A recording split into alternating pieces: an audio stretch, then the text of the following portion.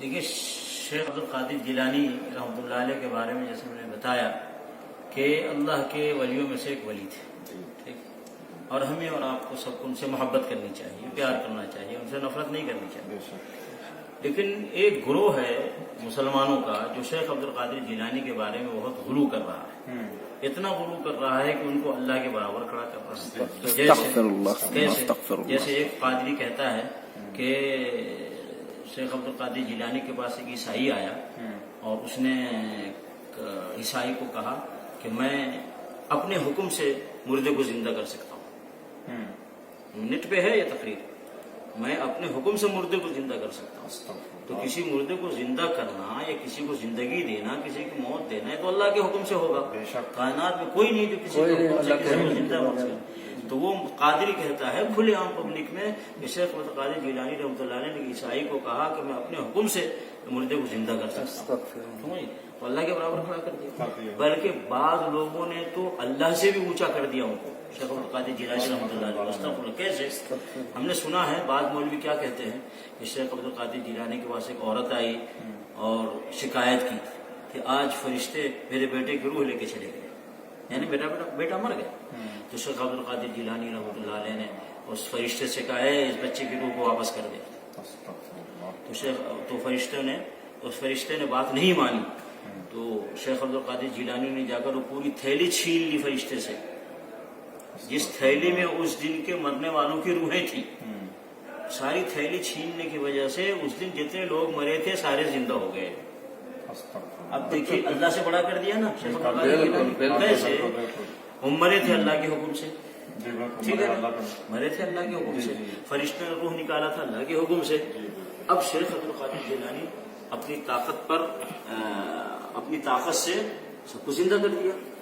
یعنی اس کا مطلب ہے اللہ تعالیٰ کسی کو مار دے کوئی فرق نہیں پڑتا، نعوذ باللہ شیخ عبد القادر جیلانی زندہ کر سکتے ہیں۔ تو دیکھیے کتنا ان کو جو ہے غلو کیا، ان کو آگے بڑھا دیا ہے۔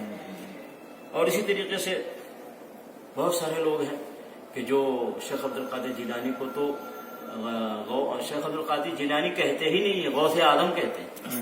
کیا کہتے ہیں؟ غوث اعظم، یعنی سب سے بڑے مددگار، اور دستگیر کہتے ہیں، یعنی مصیبتوں اور مشکلات میں ہاتھ پکڑ کے نکالنے والا۔ یعنی شیخ عبد القادر جیلانی رحمۃ اللہ علیہ کے معاملے میں غلو کیا ہے، ان لوگوں نے غلو کیا ہے۔ دیکھیے شیخ عبد القادر جیلانی کے بارے میں ان لوگوں نے غلو کیا ہے، اور صحیح جیسے عیسائیوں نے عیسیٰ علیہ السلام کے بارے میں ابن اللہ کہا، اللہ کا بیٹا، انہوں نے غلو کیا عیسیٰ علیہ السلام کے بارے میں، یا عیسیٰ علیہ السلام کو کہا ہو اللہ، وہی اللہ ہے، یہ غلو کیا انہوں نے۔ اللہ نے کیا فرمایا؟ وہ عیسیٰ ابن مریم ہے اور وہ رسول، اللہ کے رسول ہے۔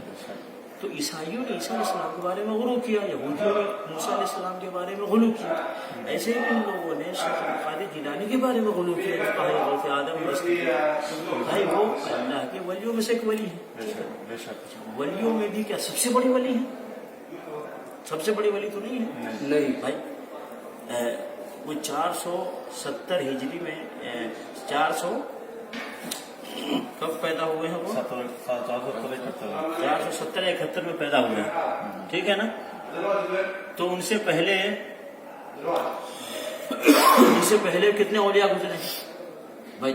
تابعین کا دور ہے، تابعین کا دور ہے، صحابہ کا دور ہے، پھر ان سے پہلے نبی و رسولوں کا دور ہے بھائی۔ تابعین شیخ عبد القادر جیلانی سے بڑے ولی تھے، بہت سارے تابعین میں شیخ عبد القادر جیلانی سے بڑے اولیاء تھے، پھر ان سے بڑے اولیاء صحابہ کرام، پھر ان سے بڑے اولیاء انبیاء کرام۔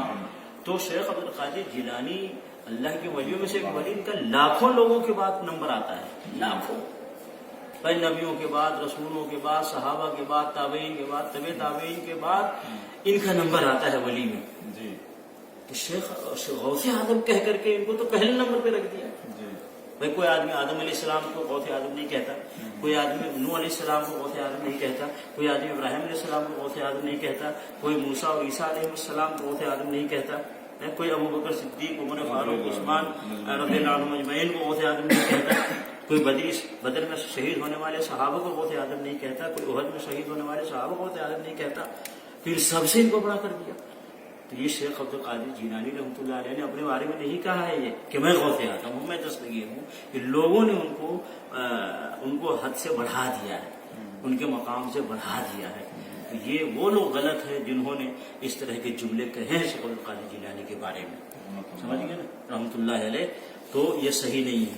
جو بھی واقعات لوگوں نے گھڑے ہیں شیخ عبد القادر جیلانی رحمۃ اللہ علیہ کے بارے میں وہ سب غلط ہے، صحیح نہیں ہے.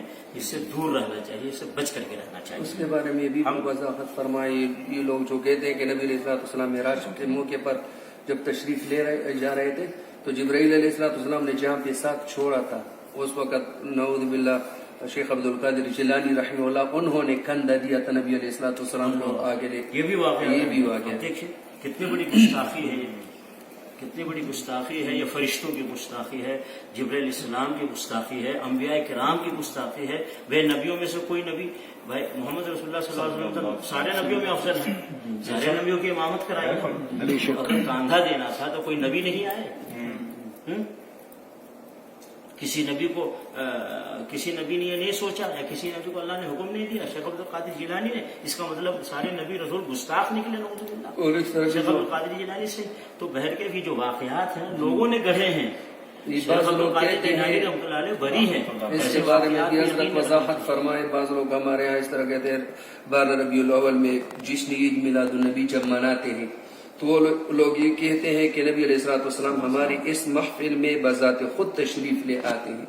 اب یہ پشاور والے کہتے ہیں ہمارے ہاں تشریف لے آیا، کراچی والے کہتے ہیں ہمارے ہاں لے آیا، لاہور والے کہتے ہیں ہمارے ہاں تشریف لے آیا. ساری جگہوں میں نبی علیہ الصلوۃ والسلام بذات خود تشریف کیسے لے جاتے ہیں؟ اس کے بارے میں میں وضاحت کر رہا ہوں.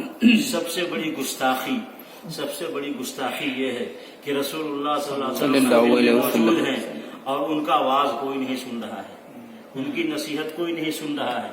سارے مولوی بول رہے ہیں، چیخ رہے ہیں، چلا رہے ہیں، اور محمد رسول اللہ صلی اللہ علیہ وسلم کی موجودگی میں ان کی نصیحت کو کسی نے نہیں سنا. بالکل بھائی، صحابہ کرام کے بیچ میں جب رسول اللہ صلی اللہ علیہ وسلم ہوتے تھے تو صحابہ سنتے تھے.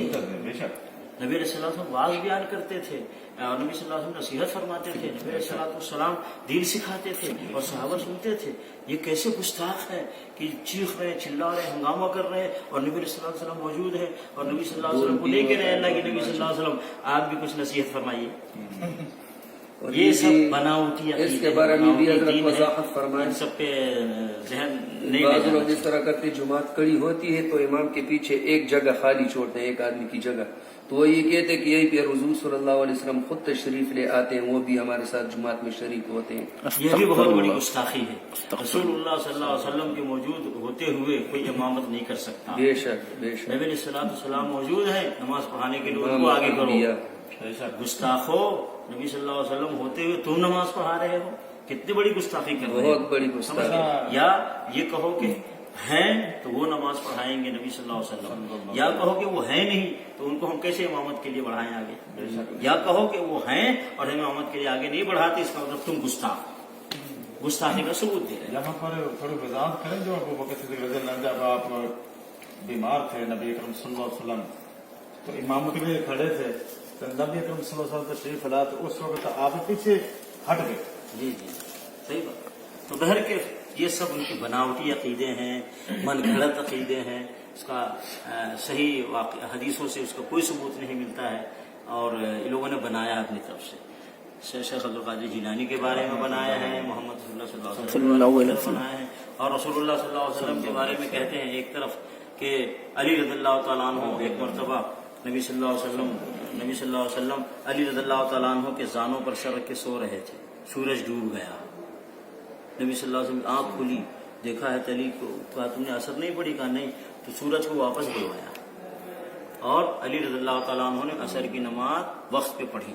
یہ واقعہ بیان کرتے ہیں. اور دوسرا واقعہ یہ بیان کرتے ہیں کہ نبی علیہ الصلوۃ والسلام غزوے سے واپس آ رہے تھے، جنگ سے، اور سارے صحابہ سو گئے، حتیٰ کہ بلال بھی سو گئے، نبی صلی اللہ علیہ وسلم بھی سو گئے.